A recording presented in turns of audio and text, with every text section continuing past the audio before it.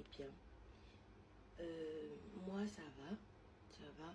Aujourd'hui, j'ai décidé de faire une story time pour parler un peu de moi, de mon enfance, de ma vie, de mes douleurs et tout. Parce que oui, j'ai beaucoup, vous me voyez comme ça, j'ai beaucoup de douleurs au cœur depuis mon enfance. Et j'ai traversé des moments difficiles, j'ai traversé des... Il y avait des moments où je ne croyais plus en Dieu, il y avait des moments où je me demandais, voilà, je me posais plein de questions sur la vie et tout. Donc déjà, étant petite, je me souviens pas trop de mon enfance, de ma naissance jusqu'à, on va dire, 11 ans.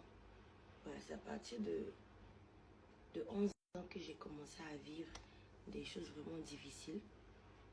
Mais avant tout, il faut dire que je vivais avec ma grand-mère quand j'étais au CM2, au CE2, pardon. Quand j'étais au CE2, et ma grand-mère, comme je vous ai dit, elle est toute ma vie, elle est une partie de moi.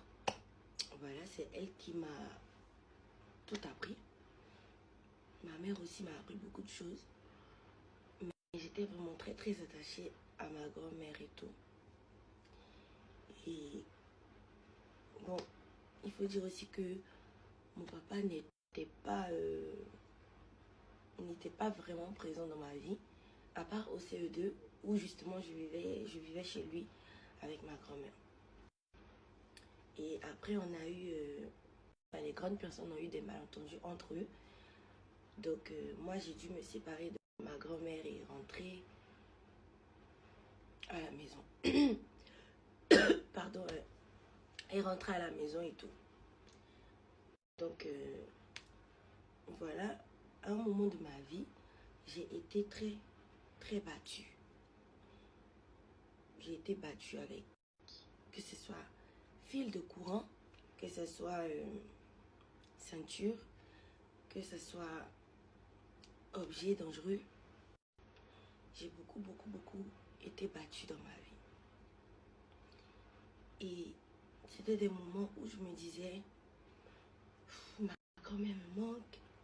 C'était des moments où je me demandais, mais pourquoi je suis si seule? Pourquoi? Je sais pas. Je peux pas te donner tous les détails parce que c'est pas facile pour moi-même d'expliquer ça. Mais ça n'a pas été facile. Je partais à l'école avec des traces comme ça, des fils de courant sur tout mon corps. Et mes amis à l'école se moquaient, ils disaient que c'est tatouage ou bien, tu vois, des trucs comme ça. Les gens riaient, les gens se moquaient. Des fois, une fois, on m'a frappé jusqu'à ma bouche, ma lèvre inférieure est descendue comme ça. Et on me dit, va à l'école. Je suis à l'école avec ma bouche. Ça veut dire, tu dis un mot de plus là. Frapper, on va te faire là. Donc, je partais à l'école comme ça. Je subissais beaucoup d'injustices, beaucoup de moqueries et tout ça. Et il faut dire que j'étais une petite fille très triste. Déjà de ne pas avoir son papa avec elle. Et puis, le fait, j'étais très renfermée. Parce que malheureusement pour moi, maintenant que je suis grande, maintenant que je suis maman, je me confie beaucoup, je m'ouvre beaucoup, alors que c'est une erreur. Je ne suis pas censée me confier même. Parce que j'ai subi aussi beaucoup de trahisons dans ma vie. Mais tout le monde subit des trahisons, donc voilà. Et étant petite, j'avais une cousine. Enfin, bon, on m'a dit qu'il y a une de mes cousines qui va venir habiter avec moi parce que je suis toute seule et tout ça.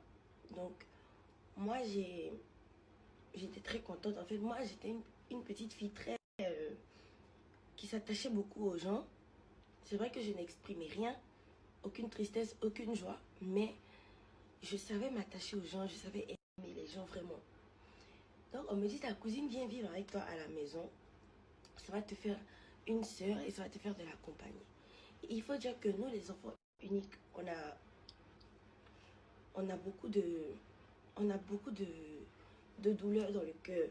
J'ai compris que ce sont les enfants uniques qui vivent comme ça, qui ont envie d'avoir beaucoup d'amis, beaucoup de frères et sœurs. On a été beaucoup trahis. Mon frère et moi, on était beaucoup trahis. On a eu beaucoup de déceptions. On a eu des amis qui étaient tout le temps là, qui à un moment n'étaient plus là. On a eu vraiment à peu près la même vie. Voilà.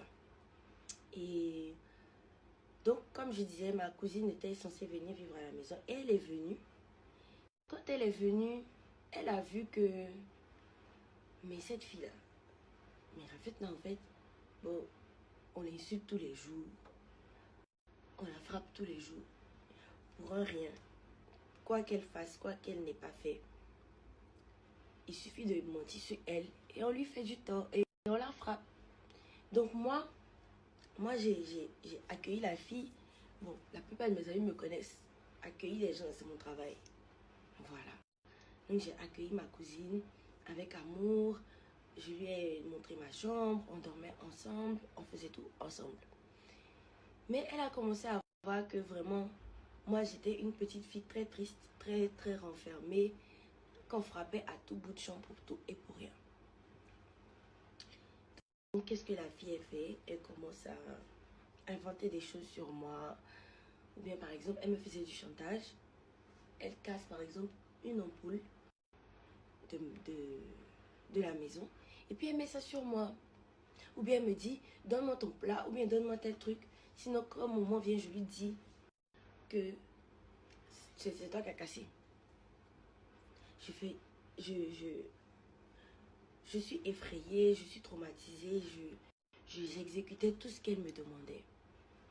Voilà, j'exécutais tout ce qu'elle me demandait dans la peur et tout, d'être frappée et tout.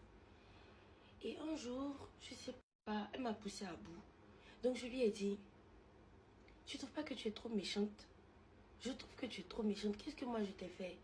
Qu'est-ce que je t'ai fait à part t'accueillir, voilà. Qu'est-ce que je t'ai fait et tout? Après, on a commencé à se disputer et tout. Et après ça, moi, bon, j'ai décidé même que dormir est mieux. Donc, je m'en vais me coucher, je vais dormir toute la journée. Donc, moi, j'ai dormi. J'ai dormi, on va dire, de midi comme ça à 18 h. Oui, j'ai dormi longtemps. Et j'habitais à Trècheville, à Arras. À Arras et tout. Et je dors, j'entends des bruits dans le quartier. Je me demande ce que c'était et tout.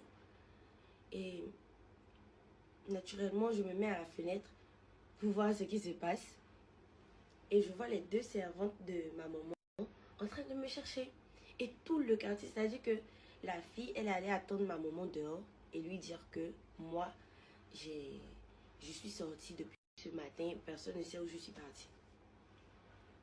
Alors qu'elle savait très bien que je dormais. Donc, elle connaît ma maman, elle connaît son tempérament, elle sait que, voilà, ça va être chaud. Elle est descendue, elle a attendu ma maman en bas à 17 h. Quand ma maman est venue, elle lui a dit que, voilà, Yachou, elle est sortie depuis ce matin, elle n'est pas encore rentrée. Aussi, j'avais quel âge? Je dis que je suis sortie même. Tout le quartier me cherchait, Et moi, au lieu de rester à la maison tranquillement, moi je cours, moi je sais que si ma maman me voit, c'est Ramba. Donc moi je cours, je descends l'escalier et je vais retrouver ma maman pour dire à ma maman que maman, j'étais pas sortie, je dormais. Mais quand je suis descendue là, j'ai même pas eu le temps de m'expliquer. J'ai été battue à 100. J'ai une cicatrice sur mon genou que je vous montrerai certainement après. J'ai été battue à 100. Jusqu'à la voisine pleurait. Et la fille, elle rigole. Elle m'a dit, ah, je t'ai bien dit. Je t'ai dit. Donc du coup, j'avais peur de rentrer à la maison. Quand je vais à l'école, je préférais rester à l'école plutôt qu'à la maison. Je préférais rester à l'école plutôt qu'à la maison. Et là, c'était une période où j'étais au CM2. Donc,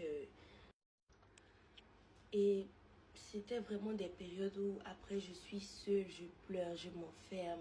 À un moment, j'avais peur maintenant des gens parce que je me disais que tout le monde peut mentir sur moi et peut me frapper. Donc, je ne marchais avec personne. J'avais peur. Ma seule amie, elle s'appelait Epiphanie. ma bibi, Epiphanie, Dick et tout. C'est son nom qui est là, je l'embrasse très fort. Et c'était, on va dire, ma seule amie au départ. Après, j'avais quelques copines, on avait quelques copines, certes, mais j'avais très peur qu'on dise des choses à ma maman qui ne sont pas vraies et tout. Donc, je me cachais pour pleurer, je me demandais qu'est-ce qui m'arrive, je me demandais où est mon papa, pourquoi mon papa n'est pas là comme mes amis, pourquoi, plein de choses, plein de traumatismes et tout. Et voilà quoi, mon papa aussi, c'était pas le gars cool que tu peux appeler pour expliquer ce qui t'arrive. Lui, il peut te dire j'ai rien à foutre, il peut te raccrocher au nez, il peut t'insulter. En fait, mon papa, il n'est pas prévisible. Tu peux appeler et puis tu m'humiles. Donc, vous voyez que je n'avais que ma grand-mère pour m'écouter, pour me comprendre et tout. Et ma grand-mère, en fait, ma grand-mère, c'était... Je sais pas comment vous expliquer. Il y a des gens qui ont des personnes en qui ils se sentent... Je sais pas. Ma grand-mère, c'était ma moitié, en fait. Elle était toute ma vie. Elle était la personne la plus importante de ma vie. Et elle me manque vraiment beaucoup. Elle me manque beaucoup parce que je me confie à elle et puis elle savait quoi me dire. Elle me donnait la force à chaque fois. Et partout où j'étais, je voulais juste voir ma grand-mère. Et puis bon, un jour, je crois que j'avais été punie sévèrement pour quelque chose. Je sais plus ce que c'était. Excusez-moi. Je sais plus ce que c'était. C'était, je crois, en 2007. J'étais toute seule, très enfermée, très triste. Parce que, bon, ma mère m'avait envoyée dans une école où... une école qu'on appelle le Mao à Odokui. Voilà. Donc, j'ai fait ma classe de 4e là-bas et tout. Et moi, je suis quelqu'un de très douce. Voilà, c'est pas pour me jeter des fleurs, mais moi, avant, je connaissais pas la violence, je connaissais pas la bagarre, je savais pas insulter les gens. Il y a beaucoup de choses enfin, pour moi, tout le monde est gentil, pour moi, tout le monde est bien, voilà. Donc, en classe de 4e déjà, j'ai rencontré une jeune fille à l'école qui était... en fait, elle était réputée pour la go qui frappait tout le monde à l'école. Elle était réputée pour la go qui traumatisait les gens et tout. Donc, comment je suis arrivée déjà, la fille, elle m'arrachait mes goûters. Quand je dis en 4e, là, c'est en 4e. Elle m'arrachait mes goûters, elle me provoquait, elle m'insultait. Si je réponds, elle me frappe. C'était un enfer. À cause de cette fille-là, je ne voulais pas aller à l'école. Donc, il y a des moments où je faisais croire à ma maman que j'étais malade pour ne pas aller à l'école. Juste pour ne pas avoir... Enfin, j'ai raté ma classe de 4e.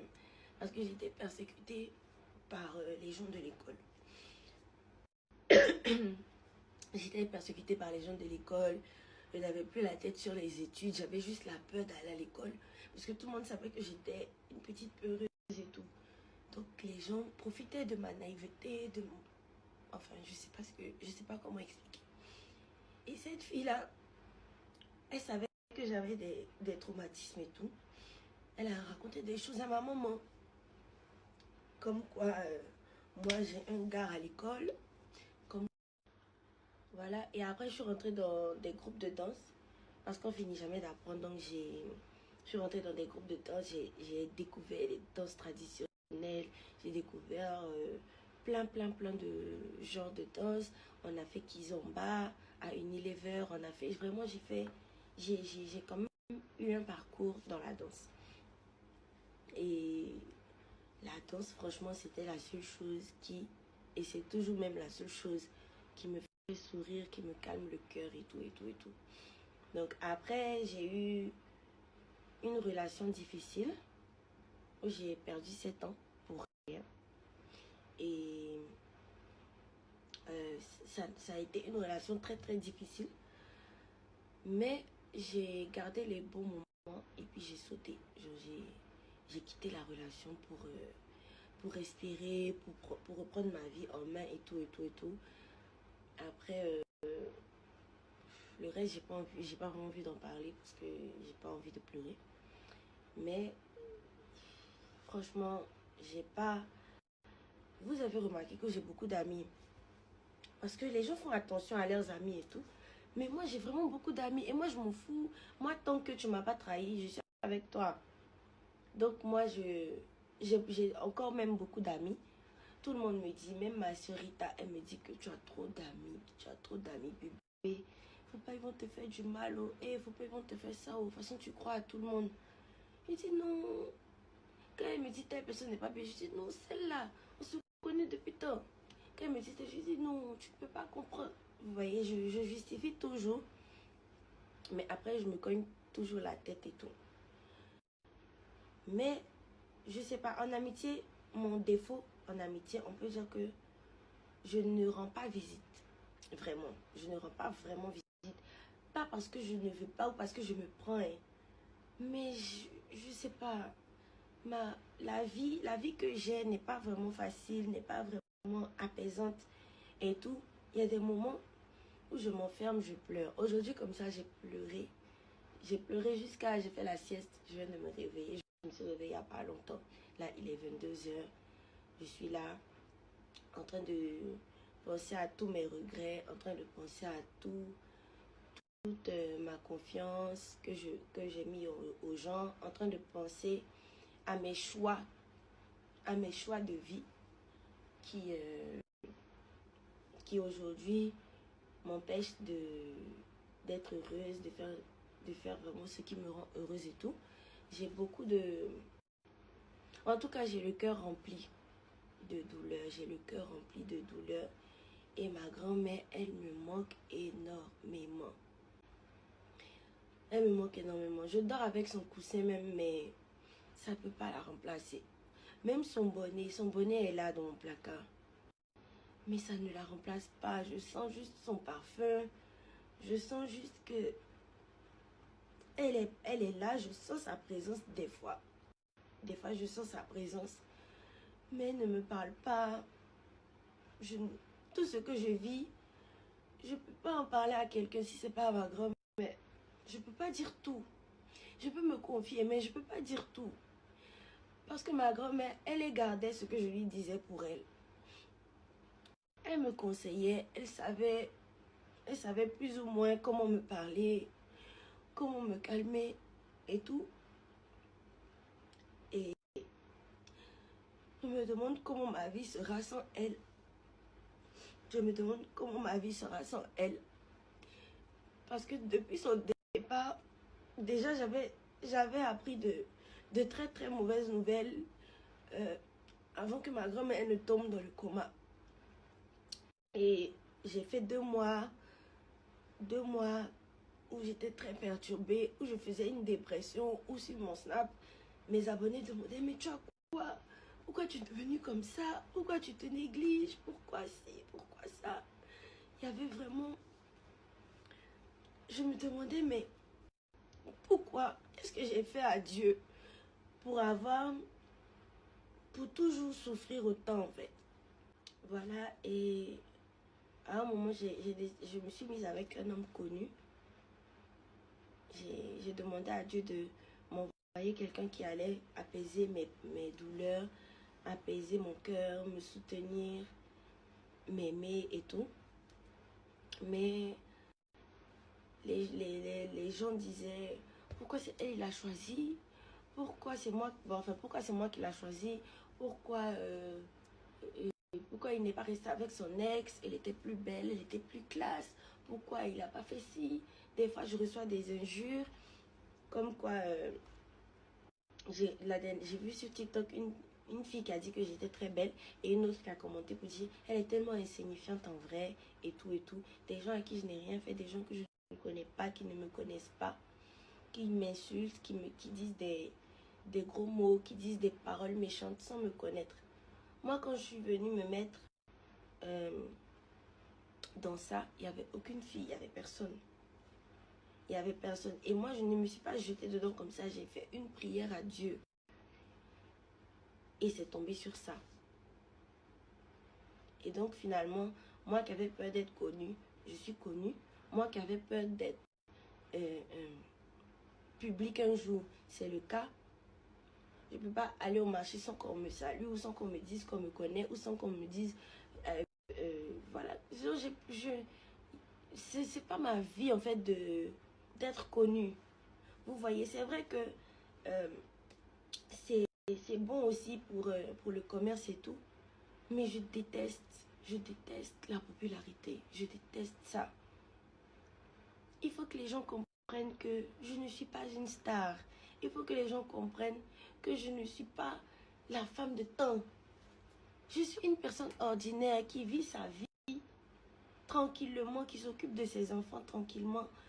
Je ne veux pas être sapée dans les primudes, par exemple. Là, je m'en fous d'être sapée ou pas. Les anniversaires, les quoi, là, je m'en fous d'être bien habillée ou pas. Je n'ai pas d'image à vous montrer, rien. Moi-même, j'ai pas envie même de trucs. Quand je me fais belle, toutes les fois où je me fais belle, là, je le fais pour moi. Et pour moi-même. Je ne le fais pas pour un homme ou pour faire plaisir à quelqu'un. Je le fais pour moi. Voilà. Mais, depuis mon retour de voyage, Poupette m'a dit qu'elle ne veut plus me voir me négliger. Elle veut plus que je sois triste. Elle veut que je sois belle. On va organiser tel truc. J'ai dit d'accord, j'ai compris. Donc je fais un effort. Quand il y a une faille ou quand une vidéo ne lui plaît pas, elle m'envoie des messages pour me dire je ne veux pas que tu fasses telle vidéo. Parce que oui, elle a toujours été là pour moi avant même que je sois dans cette relation. Donc, quand vous voyez que je me fais belle, c'est pas pour une image en quelque sorte, c'est pour moi-même me faire plaisir. C'est tout. Mais je n'ai pas une vie facile. Comme on dit, le bonheur, c'est pas fait pour tout le monde. Il y en a qui sont très heureux, il y en a qui sont tristes, il y en a qui sont heureux à moitié. Chacun a sa vie. Donc moi, franchement, j'ai déjà des difficultés à vivre. Donc je ne veux pas qu'on me colle une étiquette de star ou bien une étiquette de quelqu'un. Je sais pas, je veux juste être dans mon coin. Je veux juste être dans mon coin. Ceux à qui je n'ai jamais rien fait là, je vous en supplie, ne me faites jamais rien aussi. Ceux que je n'ai jamais insultés, ne m'insultez pas. Ceux que je n'ai jamais trahis, ne me trahissez pas. Essayez de me faciliter la vie.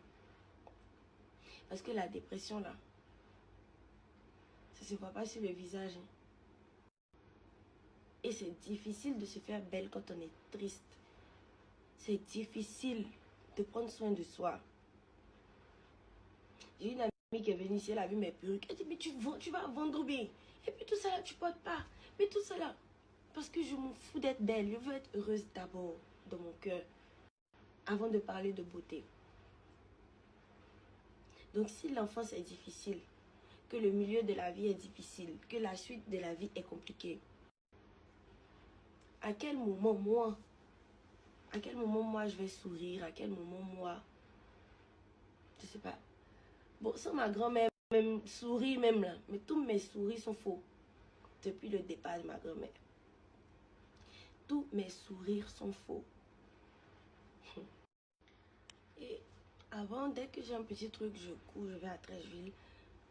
Ma grand-mère, dès qu'elle me voit, elle me serre la main. Comme vous avez l'habitude de voir les snaps, elle serrait toujours ma main.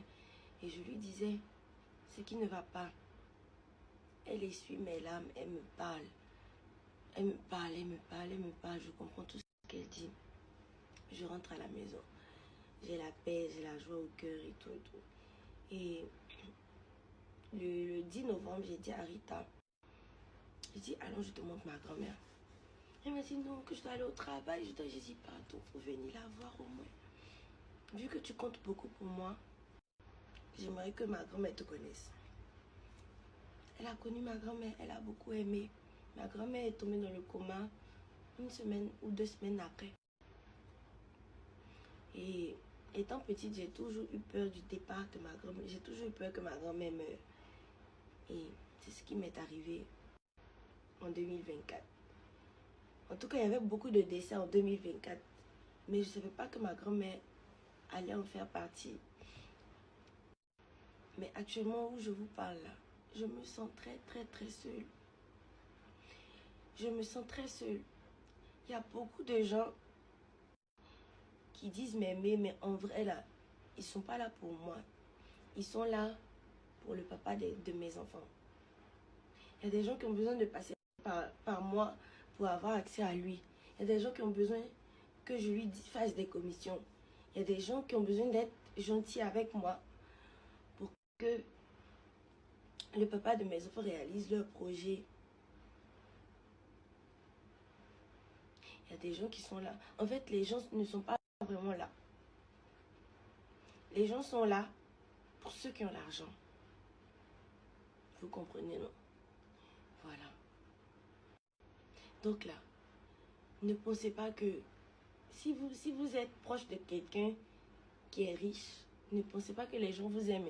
Ils veulent juste avoir accès pour eux aussi débloquer leur vie. C'est tout.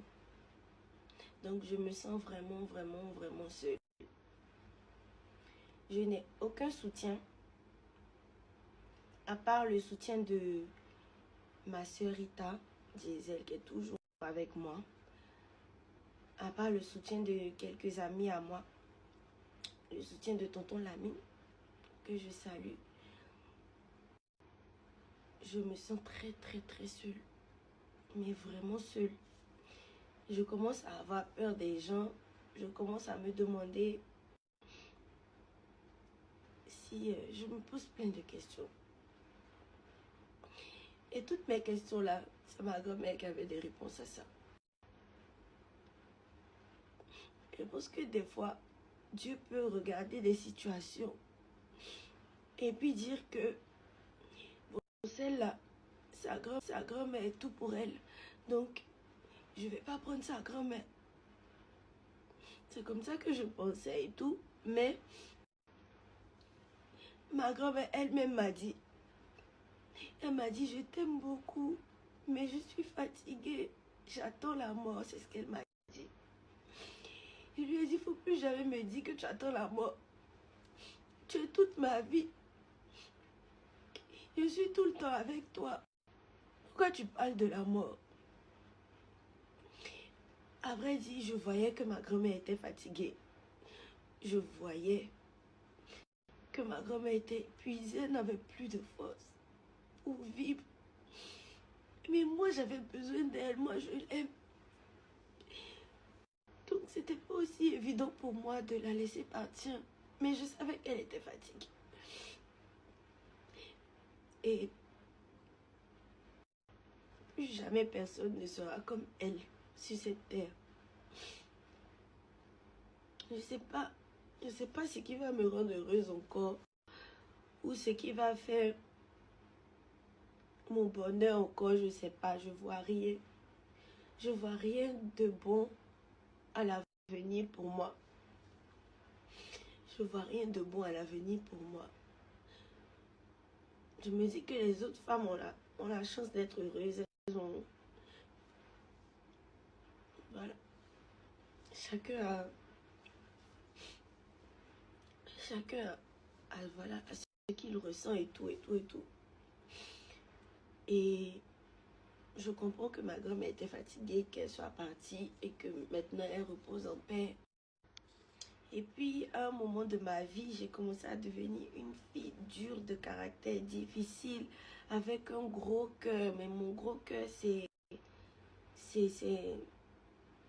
quelque chose que je me demande s'il y a des gens qui ont un gros cœur comme moi. Moi, si je décide de ne pas pardonner là, jusqu'à la fin du monde, je ne pardonne pas. Si je me rébelle ou si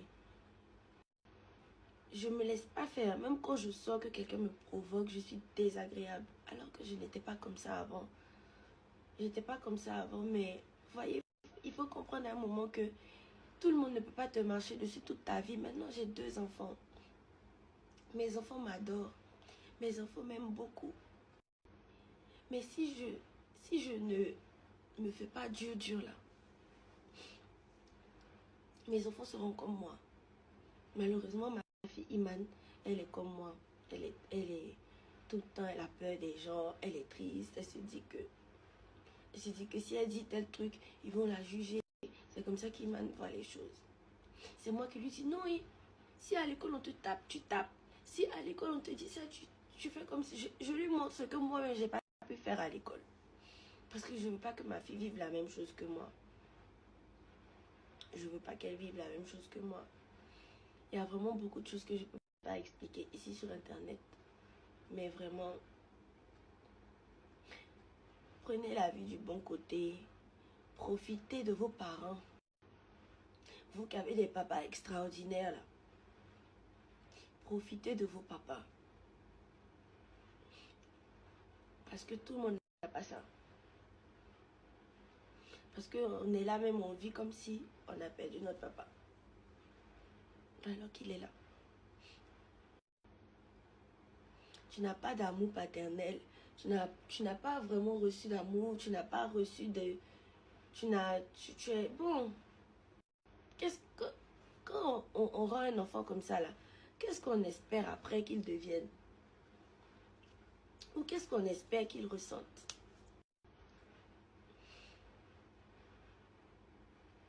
Voilà un peu, je n'ai pas donné tous les détails. Mais ma cousine en question qui me faisait des faux coups, qui faisait qu'on me battait à chaque fois. Je l'ai vue en 2020 au funérailles de ma grand-mère maternelle. Elle a osé me saluer. Elle a osé me saluer. Je l'ai carrément ignorée. Parce que oui, c'était, je ne sais pas en quelle année, mais moi, je n'oublie pas. Moi, quand on me fait du bien, je n'oublie pas. Quand on me fait du mal aussi, je n'oublie pas. Je suis comme ça. Voilà. Et j'ai bien envie de rester dans mon coin, de rester dans mon coin, m'occuper de moi-même. J'ai vraiment envie de faire ça. J'ai même envie de supprimer WhatsApp, Messenger, tout. Mais je travaille avec. Donc, pour mes différents commerces, je suis obligée d'avoir les réseaux sociaux. Sinon, en vrai, j'ai même pas envie d'avoir de réseaux sociaux. Donc, je fais comme je peux. J'ai quand même mon entreprise de savon. J'ai quand même mon entreprise de sandales. Mon entreprise de boubou. Mon entreprise bientôt je ne dirais pas ce que c'est, mais qui viendra bientôt. En tout cas, Dieu voit que je me bats. Dieu voit que je fais des efforts. Dieu voit que... Voilà. Je ne dis pas que je suis une personne parfaite. Je ne dis pas que je suis une personne bien. Je ne cherche même pas à prouver que je suis bien ou pas.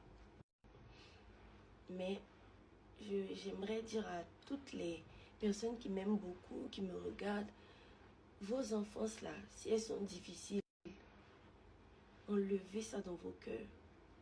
Les personnes qui vous rendent triste, même si ce sont vos parents, déposez-les. Parce que quelqu'un qui a mis son enfant au monde ne peut pas l'abandonner, ne peut pas le maltraiter, ne peut pas le détester. Donc, essayez de vivre avec ceux qui sont là. Si papa n'est pas là, aussi, il faut que je dise merci à Kevin, qui est mon grand frère, qui compte énormément pour moi. Lui aussi, il est une partie de ma vie. Lui, il m'a beaucoup protégée dans le showbiz, il m'a beaucoup soutenue, il m'a défendu, il m'a aidé. Franchement, qu'est-ce que Kevin n'a pas fait pour moi. En tout cas, Kevin, c'est un grand frère un peu dur, mais en même temps très adorable. Onyu, pareil. Onyu aussi, toujours prêt pour moi. Et vraiment, il y a certaines personnes pour qui j'ai pas de mots. Je vous aime énormément, tout simplement. J'espère vraiment que Dieu vous remplisse de bonheur et que tout se passe bien pour vous. C'est le plus important. Moi, de mon côté, j'essaie de suivre mes enfants comme je peux pour ne pas qu'ils soient comme moi. Parce que oui, les personnes méchantes, on les traite de méchantes, mais elles ont moins de problèmes. Les personnes compliquées à qui on n'a pas accès ont moins de problèmes. Les personnes qui refusent tout n'ont pas de problème d'ingratitude après ou de trahison parce que ils sont dans leur coin. Donc voilà. En tout cas, je vous embrasse. C'est déjà important. J'arrive à manger, j'arrive à me déplacer. C'est déjà important. Je remercie Dieu pour ça.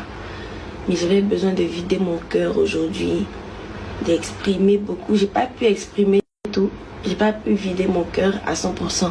Mais j'ai pu vider mon cœur à 50%. Parce que les 50 autres pourcents là, c'est tellement vilain à entendre que je préfère ne pas en parler. Mais je remercie infiniment tous mes abonnés qui m'aiment beaucoup parce que oui, j'ai des abonnés qui m'aiment beaucoup. J'ai quand même cette grâce. Des fois, je reçois des messages comme Rafetna, je t'aime beaucoup.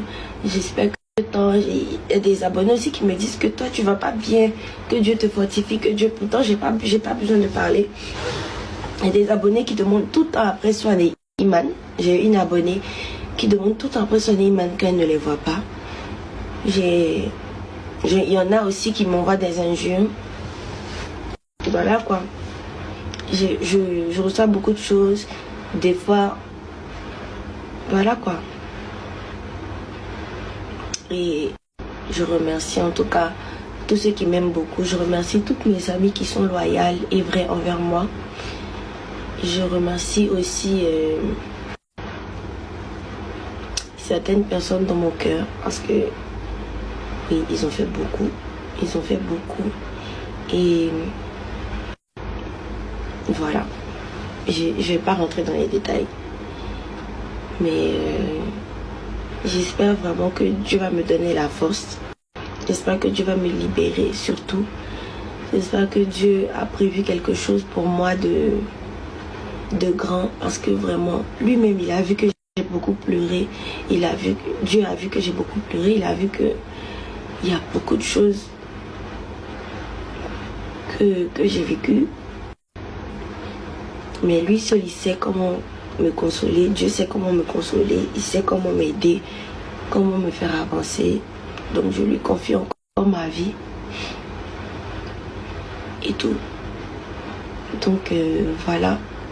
En tout cas, merci à tous ceux qui illuminent ma vie. Merci à mes enfants. Merci à Kidi. Merci à Rita. Merci à tonton Lamine. Merci à mon papa Salam. Merci à ma mère, à mes proches. Merci beaucoup d'être toujours là. Merci de me soutenir, de me donner la force, même quand ça ne va pas et tout. Que Dieu vous garde et puis quand j'aurai la force, je ferai certainement d'autres story time pour exprimer plus de choses. Mais là, je me sens beaucoup mieux d'avoir pu pleurer, d'avoir pu exprimer mes peines à